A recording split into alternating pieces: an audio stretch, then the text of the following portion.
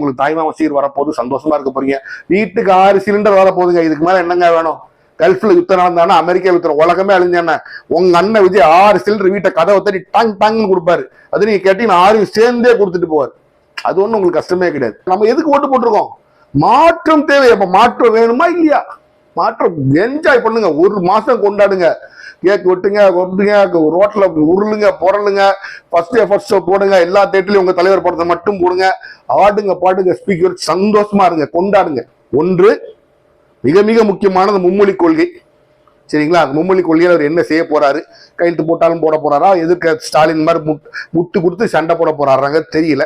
அதிமுக ஒரு பெரும்பான்மையான இப்ப 47 எம்பிக்கள் எம்எல்ஏக்கள் இருக்காங்க இல்லையா, 32 பேர் எப்படியாச்சும் ஆட்சிக்கு நம்மளும் ஆதரவு கொடுக்கணும், அங்க போகணும்னு அப்படின்னு விரும்புறதாகவும், மற்ற சிலர் நம்ம பெரிய கட்சி, நம்ம அவங்களுக்கு போய் ஆதரவு கொடுக்க கூடாது அப்படின்னு சொல்றதாகவும் ஒரு 2 அணிகள் அதிமுகக்குள்ள இருக்கிறதாகவும் பேசிக்கிறாங்க.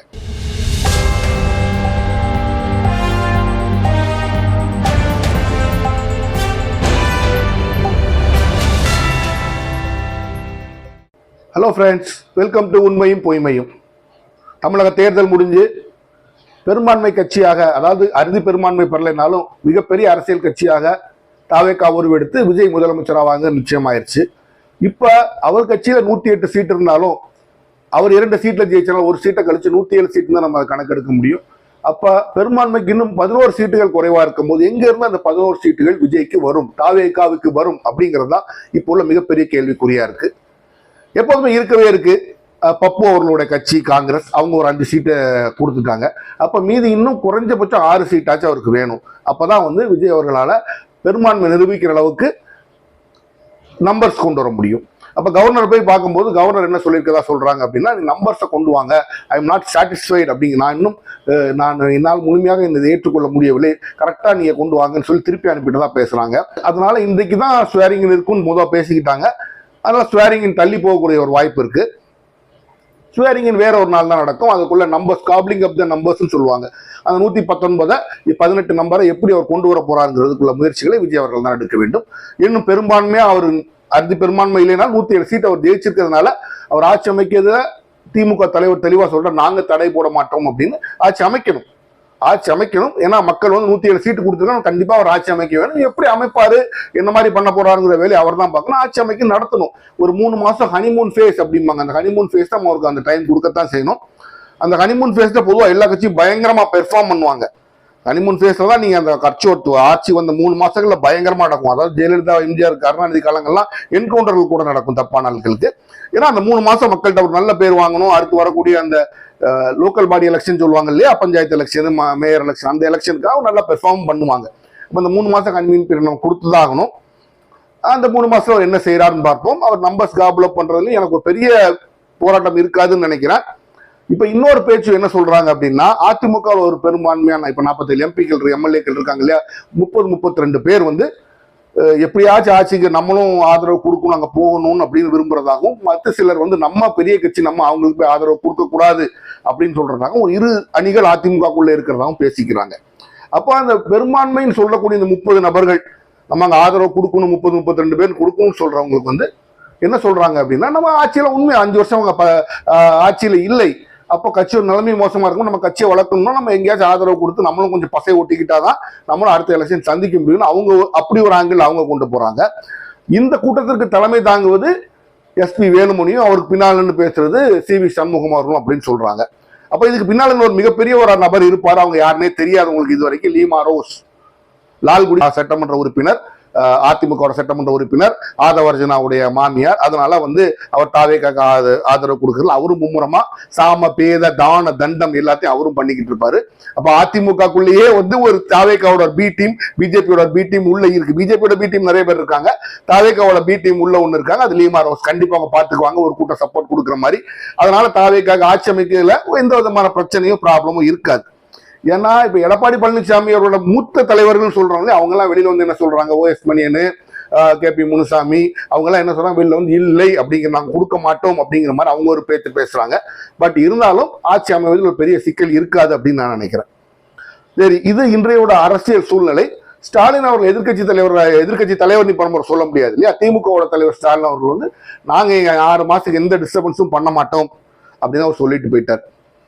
முதல் வேலையா இப்ப வந்து சென்ட்ரல் கவர்மெண்ட் ஜூன் மாசம் வருது, ஜூன் மாசத்துக்குள்ள அந்த PM ஸ்ரீ அதாவது மும்மொழி கொள்கையை நீ இம்ப்ளிமெண்ட் பண்ணியே ஆகணும் அப்படின்னு சொல்லி அழுத்தம் கொடுக்குறாங்க. அது வரப்போகுது. இவர் கையெழுத்து போடுவாரா போடலையான்னு தெரியல. அப்ப திருவாளர் ஆதவ அர்ஜுனா அவர்கள்ட்ட கேட்கிறாங்க, இவ்வளவு வாக்குறுதிகள் கொடுத்திருக்கிறீங்களே, அந்த வாக்குறுதிகளை எப்படிலாம் நிறைவேற்ற போறீங்க, உடனே நிறைவேற்றுவீங்களா இல்ல பாதியில் நிறைவேற்றுவீங்களா இல்ல கடைசியில் நிறைவேற்றுவீங்களா நக்கலா ஒரு கேள்வி கேட்கிறாங்க. அதுக்கு சொன்ன பதில் இன்றைய உலக வரலாற்றிலேயே இல்லாத ஒரு பதில். அதை பொறிச்சு வச்சுட்டு பக்கத்துல ஆதவ அர்ஜுனா தான் போய் உட்கார்ந்துக்கணும். குளத்தூரில் ஸ்டாலின் தோத்ததுக்குலாம் மக்கள் தோக்கடிச்சிருக்காங்க. கேட்ட கேள்வி என்ன சொல்ற பதில் இல்லை. திருப்பியும் கேட்கும் போது வணக்கம் போட்டு ஓடிட்டார். அப்ப என்ன தெரியுது, பிம்பிலிக்கு பிலாபிக்கு ஒரு பெரிய வாய்ப்பு இருக்கு அப்படின்னு தெரியுது. சரி, அது ஒரு பக்கம். இப்ப இன்னும் பிரசிங் மேட்டர்ஸ் நிறைய இருக்கு. நான் சொல்ற 2 விஷயங்கள் நோட் பண்ணி வச்சுக்கோங்க. ஒன்று, மிக மிக முக்கியமானது மும்மொழி கொள்கை. சரிங்களா, அந்த மும்மொழி கொள்கையில் அவர் என்ன செய்ய போறாரு, கையெழுத்து போட்டாலும் போட போறாரா, எதிர்க்க ஸ்டாலின் மாதிரி முட்டு கொடுத்து சண்டை போட போறாங்க தெரியல. மும்மொழி கொள்கை. 2வது மிக முக்கியமான விஷயம் 50% எலக்ட்ரிசிட்டி. இது வரைக்கும் மத்திய, உங்களுக்கு ஒரு வீடியோவே போட்டிருக்கேன், மத்திய ப்ராஜெக்ட் எல்லாத்துலயும் மத்திய அரசு தமிழகத்தில் ஒரு எலக்ட்ரிசிட்டி ப்ராஜெக்ட், அதாவது மின்சாரம் தயாரிக்கும் ஒரு நிறுவனம் தொடங்கினாங்கன்னா அதுல 50% மின்சாரம் தமிழ்நாட்டுக்கு இருக்கும். அது கேரளாவில் தொடங்கினா 50% மின்சாரம் கேரளாவுக்கு இருக்கும். இப்போ இந்த மத்திய அரசு என்ன பண்ணுது, எந்த மாநிலத்தில் நாங்கள் தொடங்கினாலும் 50% மின்சாரத்தை இனி அந்த மாநிலத்துக்கு கொடுக்க மாட்டோம், காம்படிட்டிவ் பிட்டிங் ஏலம் விடுவோம் அப்படின்னு சொல்றாங்க. அப்போ ஏலம் வாங்குறது மாநில எலக்ட்ரிசிட்டி போர்டுகளால முடியாது, அப்போ பிரைவேட்டுக்கு கொடுக்குற மாதிரி தான். இதை அவர் எப்படி சமாளிக்க போகிறார் பார்ப்போம். இவர் சமாளிப்பாரா, எப்படி சமாளிக்க போகிறார் நம்ம பின்னால பார்ப்போம். இது இன்றைய ஒரு அரசியல் சூழ்நிலையில் தாவேக்கு எதிர்கொள்ள ஒரு சின்ன ஒரு இன்ட்ரோடக்ஷன் மாதிரியும். அப்புறம் பெண்கள்லாம் ரொம்ப சந்தோஷமா இருக்கிறாங்க தமிழ்நாட்டில். ஏன்னா அவங்களோட அண்ணன், அவங்களோட தம்பி ஆட்சிக்கு வந்துட்டாரு. தாய்மாம சீர் கொண்டு வருவார், தாய்மாம சீர் சுமந்து வாராண்டு எல்லாரும் கதவை திறந்து வச்சுட்டு வெயிட் பண்ணிட்டு இருக்காங்க. எப்ப விஜய் அண்ணா வந்து சீர் கொண்டு வர போறாரு, விஜய் தம்பி என்னைக்கு சீர் கொண்டு வர போறாரு என் பிள்ளைகளுக்குலாம் அப்படின்னு நிறைய பேர் கதவை திறந்து வெயிட் பண்ணிட்டு இருக்காங்க. கதவை திறந்து வெயிட் பண்ணும்போது ஒண்ணு ஜாக்கிரதையா இருந்துக்காங்க. கூட்டத்துல பாம்பு வந்தாலும் பரவாயில்ல, பாம்பு தினேஷ் வந்துட போறான், கொஞ்சம் கேர்ஃபுல்லா இருந்துக்கங்க.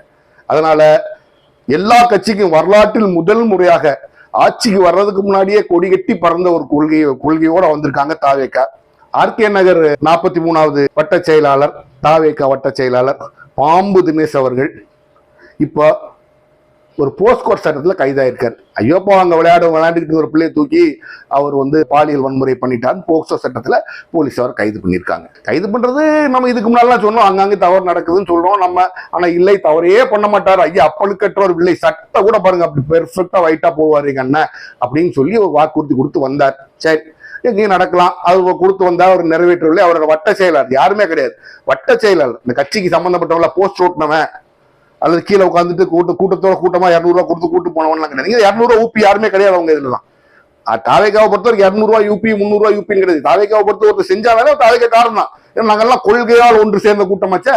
அந்த மாதிரி ஒன்று சேர்ந்து 43வது வட்ட செயலாளர் இருந்த பாம்பு தினேஷ் வேலை இப்ப அந்த வழக்கு இருக்கு.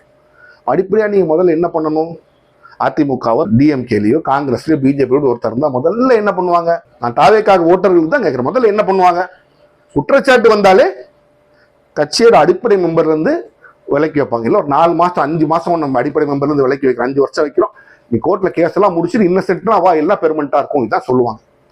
இப்ப வரைக்கும் எனக்கு வந்த நியூஸ் வரைக்கும் அவர் அடிப்படை மெம்பர்ல இருந்து விலக்கப்படவில்லை, சஸ்பெண்ட் கூட பண்ணப்படவில்லை. ட்ரெய்லர் தான் ஆரம்பிச்சிருக்கு, படம் இன்னும் இருக்கு அப்படிங்கிறதுக்கு இது ஒரு பெரிய முன்னுதாரணம். அதாவது எனக்கு என்றைக்குமே ஒரு ஒரு ஒரு வார்த்தை எங்க ஊர்ல சொல்லுவாங்க, நீ என்னை காப்பாத்து அப்படின்னு ஒரு இடத்துல ஓடும்போது யார்கிட்ட ஓடுறோம் அப்படிங்கிறது ஒரு முக்கியமான விஷயம். முன்னால இருக்கணும் மோசமான ஒருத்தட்ட ஓடிட்டோமோன்னு பெண்கள் நடக்கக்கூடிய சூழ்நிலைகள் வந்துடக்கூடாது. சரி, அது எப்படி வந்துருக்காங்க, நீங்க உங்களுக்கு தாய்மாம சீர் வரப்போது சந்தோஷமா இருக்க போறீங்க, வீட்டுக்கு 6 சிலிண்டர் வரப்போகுதுங்க, இதுக்கு மேல என்னங்க வேணும், கல்ஃப்ல யுத்தம் நடந்தானா அமெரிக்கா யுத்தம் உலகமே அழிஞ்சானே, உங்க அண்ணன் விஜய் 6 சிலிண்டர் வீட்டை கதவை தட்டி டாங்னு கொடுப்பாரு, அது நீங்க கேட்டீங்கன்னா 6 சேர்ந்தே கொடுத்துட்டு போவார். அது ஒன்றும் உங்களுக்கு கஷ்டமே கிடையாது, பறந்து டெலிவரி பண்ணுவாங்க. பாருங்க 6 சிலிண்டர் வரப்போகுது, மாசம் கையில 2000 ரூபாய் டக்குன்னு அடிக்க போறாரு, மாசம் கையில 2000 ரூபாய் அடிக்க போறாரு, பிள்ளைங்களுக்கு 15000 ரூபாய் கொடுக்க போறாரு. சந்தோஷமா இருக்கு. அந்த பணத்தை எப்படி செலவழிக்கணுங்கிற மட்டும் யோசிச்சு பாருங்க. அதை எப்படி கொடுக்கணுங்கிற அது உங்க அண்ணன் பாத்துக்குவார். அண்ணனுக்கு கஷ்டமே கிடையாது, உங்க அண்ணன் பாத்துக்குவார். ஆட்சி அமைக்க போகிறார். எல்லா வாக்குறுதியும் வரிசையா பாருங்க, அந்த 2 மாசத்துல எல்லா வாக்குறுதியும் நிறைவேற்றி அப்படி வரிசையா தள்ளி மக்கள் அப்படி செல்வ செழிப்புலையும் சந்தோஷத்திலையும் கொளிக்க போறீங்க. வெயிட் பண்ணுங்க. ஆனா அது திருப்பியும் சொல்றேன், தயவு செய்து சீர் கொண்டு வரும்போது மட்டும் கதவை பார்த்து திறந்தீங்க, பாம்பு தினேஷ் சொல்ல வந்துடும். அது மட்டும் நீங்க கொஞ்சம் பார்த்து வச்சுக்கோங்க. இப்ப இன்றைக்கு தமிழ்நாட்டோட நிலைமை இதுதான். இப்ப கிட்டத்தட்ட அவர் திருச்சி கிழக்க தான் வெக்கேட் பண்ண போறாருன்னு ஆகி போச்சு. கிட்டத்தட்ட நான் சொன்ன மாதிரி ஸ்டாலின் தான் அங்க நிப்பாரு. பார்ப்போம். அதிமுகவும் ஆதரவு கொடுக்காம அதிமுக உடஞ்சதுனாலும் என்னைக்குமே புரிஞ்சுக்கங்க, ரெட்டலை யாருக்கு இருக்கும் அவங்க தான் அதிமுக. இவங்க எல்லாம் உடச்சிட்டு போய் தனியா நின்னாலும் ரெட்டலை அவங்களோட போனா தான் அவங்க அதிமுக. இல்லைன்னா எடப்பாடி பழனிசாமி தான் இன்னைக்கும் அதிமுக. நாளைக்கு எலெக்ஷன் வந்தா எடப்பாடி பழனிசாமி தான் அதிமுகக்குள்ள வாக்குகளை வாங்குவார். அப்ப பிரிஞ்சு போகுமாங்கிற ஒரு கேள்விக்குறி. ஆனா என்ன பொறுத்த வரைக்கும் ஆளை விடட்டும். ஏன்னா நீங்க 1000 இதோட சொல்லி 107 மெம்பர்ஸ் வச்சிருக்கிறாரு, மக்கள் ஓட்டு போட்டுருக்காங்க, ஓடட்டும், அவர் ஆட்சியை நடத்தி காண்பிக்கட்டும். என்னென்னலாம் வரப்போது அதெல்லாம் சவால் எதிர்கொள்ளும், வர அரசியல பக்குவப்படுவாரு, படட்டும். அது நம்ம இது பொறுத்திருந்து பார்ப்போம். யாரும் அதுக்கு தடை போட, திமுக தெளிவா சொல்லிடுச்சு நாங்க தடை போட மாட்டோம்னு. அதிமுகவும் நாங்க தடை போடுவோம்னு சொல்லல, நாங்க ஆதரவு கொடுக்க மாட்டோம். 2 பேரும் நிலைமை நாங்க ஆதரவு கொடுக்க மாட்டோம் அப்படின்னு தான் இருக்கு. அப்ப மிச்சமுள்ள கட்சிகளை வச்சுதான் அவர் அந்த எண்ணிக்கை எடுக்கணும், எடுத்துருவாரு. அப்ப 2 பேரும் இப்போதைக்கு அவசரப்பட்டு யாரும் நம்பிக்கையில்லா தீர்மானம்லாம் கொண்டு வர மாட்டாங்கிறது இதுல இருந்து தெளிவா தெரியுது. அப்போ அவர் ஆட்சி அமைக்கிற ஒரு பெரிய தடை இருக்காது. எப்படி ஆட்சி நடத்த போகிறாருங்கிறது தான் தெரியும், நடத்த போகிறது இனிமேல் தான் தெரியும். ஏன்னா எல்லா கட்சிக்கும் ஒரு கொள்கைன்னு இருக்கும். இடதுசாரியா இருப்பாங்க, வலதுசாரியா இருப்பாங்க, இல்ல சென்டர் பார்ட்டி. இடதுசாரி திமுக வந்து லெஃப்ட் டு த சென்டர்னு சொல்லுவாங்க. இடதுசாரிகளும் சென்டர்னா இண்டஸ்ட்ரியல்ஸ் பார்ட்டி, தொழில் கொள்கையும் சேர்ந்து வேணும்னு நினைக்கிற கட்சி லெஃப்ட் டு சென்டர். பாஜக வந்து ரைட் டு ஃபுல் ரைட்ஸ், வலதுசாரி பார்ட்டி, அதாவது மதவாதம் மட்டும் பேசி கொண்டிருக்க பார்ட்டி. சிலது ரைட் டு சென்டர் இருப்பாங்க. அதாவது சில கட்சிகள் எப்படி இருப்பாங்கன்னா ரைட் டு சென்டர் இருப்பாங்க. எப்படின்னா மதவாதமும் பேசுவாங்க, அதே சமயத்தில் தொழில் வளர்ச்சியும் பேசுவாங்க. இது பாஜக வந்து கிட்டத்தட்ட ரைட் சென்ட்ரிஸ்ட் பார்ட்டின்னு நீங்க சொல்லலாம். இவர் எங்க இருக்காரு? இவர் இங்க 4 பேர் வச்சிருக்காரு, அங்க 4 பேர் வச்சிருக்காரு, அதை வச்சிருக்காரு. என்ன கொள்கையே தெரியாம, கொள்கையே சொல்லாம, கொள்கையே கேட்காம நம்ம இன்னைக்கு ஒரு வாக்களிச்சு முன்னால வந்துட்டோம். அப்போ அவரோட நடவடிக்கைகளை வச்சுதான் அவர் கொள்கைகள் நீங்க இனிமேல் புரிஞ்சுக்கணும். அது வரைக்கும் நீங்க வைப் ஆகிட்டே தான் இருக்கணும், நீங்க வந்து சந்தோஷமா தான் இருக்கும், செலிப்ரேட் பண்ணிக்கிட்டே தான் இருக்கணும். ஒரே மோட்ல ஹாப்பி மோட் தான் வரணும். கொஞ்சம் செலிப்ரேஷனை கொஞ்சம் கண்ட்ரோல் பண்ணா. டிரைவருக்கு முன்னால ஏறி அவர் கண்ணாடிக்கு முன்னால விஜய் படத்தை ஓட்டிங்கன்னா டிரைவர் எப்படி பார்த்து வண்டி ஓட்டுவார்? அந்த அளவுக்கு நீங்க வைப் பண்ண வேண்டாம். நல்லா போடுங்க, ரோட்ல போட்டு குத்தாட்டம் போடுங்க, வெட்டி போடுங்க, டம்மு டம்மு டிராபிக்கை நிப்பாட்டுங்க, மவுண்ட் ரோட்ல டான்ஸ் போடுங்க, தப்பே கிடையாது. உங்க தலைவர் ஆட்சிக்கு வந்துட்டாரு. இந்த மாதிரி காட்சிகளை தமிழக மக்கள் பார்க்கணும் இல்லையா? பார்க்கும்போது அவங்களும் சந்தோஷப்படுவாங்க. ஒரு தியேட்டர்ல இருக்கிற ஒரு ஃபீலிங்கு, ஒரு ஃபர்ஸ்ட் ஷோ போட்ட ஃபீலிங் வரும். ரோட்ல கட் அவுட் வைங்க, பால் அபிஷேகம் பண்ணுங்க, எல்லாம் பண்ணுங்க. அப்படி பண்ணும்போது மக்களுக்கு வந்து அந்த உணர்ச்சி, அந்த வைப் வரும். அதுக்குத்தானே வந்து மக்களும் வாக்களிச்சிருக்கிறாங்க. எப்படி இருக்கணும் அப்படிங்கிற அவங்க கனவு காண்றாங்க. அந்த கனவை நீங்க நிறைவேற்ற போறீங்க, நிறைவேற்றுவீங்க. ஏன்னா இது வரைக்கும் தமிழகத்துல வந்து இப்படி நடந்தது இல்லை. மாற்றத்துக்கு தான் வாக்களிச்சிருக்கோம். அப்ப மாற்றம் நல்லா இருக்கணும் இல்லையா? இது வரைக்கும் எல்லாரும் கட்சியும் ஜெயிச்ச உடனே 4 இடத்துல வெடி போட்டு அப்படி போயிருவாங்க. அப்படி கலைஞ்சு போனா கிடையாது. நம்ம எதுக்கு ஓட்டு போட்டிருக்கோம்? மாற்றம் தேவை. அப்ப மாற்றம் வேணுமா இல்லையா?